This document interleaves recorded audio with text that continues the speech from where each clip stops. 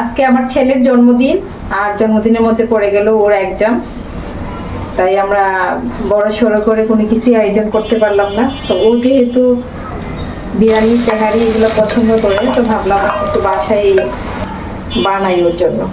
সরষের তেলটা যদি ভালো মানের হয় তবেই দেখা যায় ফেনাটা অনেক বেশি হয়। এখন আমি ম্যারিনেট করা মাংসটা দিয়ে দেবো।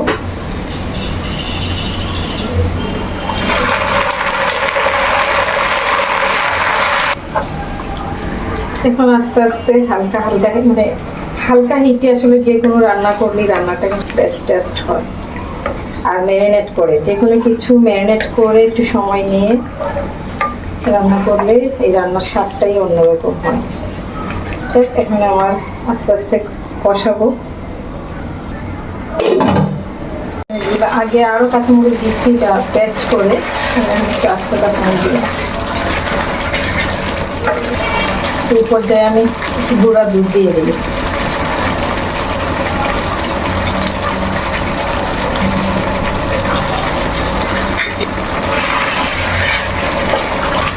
আমার ছেলে যে তিহারি বিরিয়ানি কাচ্ছি এগুলো পেলে যে কি খুশি। দমে রেখে দিব, যে কোনো রান্না দমে রাখলেও কিন্তু তরকারির কালারটা সুন্দর হয়, সাথে স্বাদটাও কিন্তু অনেক বেড়ে যায়।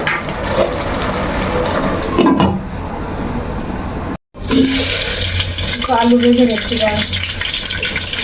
যদিও তেহারিতে আলুটা দিলে ভালো লাগে না, কিন্তু আমার ছেলে খুব পছন্দ করে।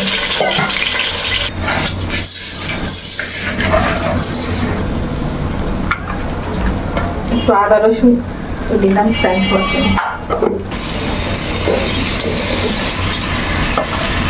চালটা যখন পটপট করে শব্দ হবে তখন বুঝতে হবে যে আমার চালটা ভাজা হয়ে গেছে। এই পর্যায়ে তখন পানিটা দিয়ে দিলে হবে। আর আমি পানির পরিমাণটা দেখা যায় 1.5 গুণ দিই চালের পরিমাণের। আচ্ছা, 1.5 গুণ দিলে একদম দেখছি পারফেক্ট, তখন আর টেনশন করতে হয় না। আমি দেখা যায় লিকুইড দুধটা ইউজ করি, 1 কাপ দুধ দিয়ে দিচ্ছি।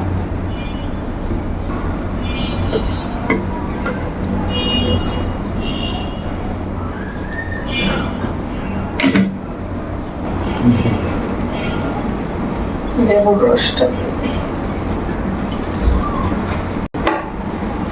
আমার আরো আগে মাংসটা দেওয়া উচিত ছিল, কারণ তেহারির স্বাদটা পেতে হলে দেখা যায় একটু ঝোল থাকা পানি থাকা অবস্থায় মাংসটা অ্যাড করতে হয়। আর বিরিয়ানির ক্ষেত্রে দেখা যায় চালটা ভালো করে হয়ে আসলে তখন দিলে বিরিয়ানির স্বাদটা আসে।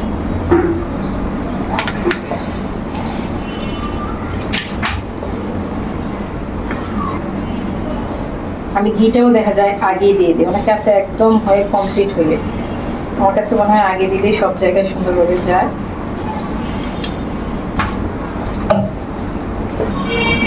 জল দিয়ে দিলাম স্যান্ডউইচ।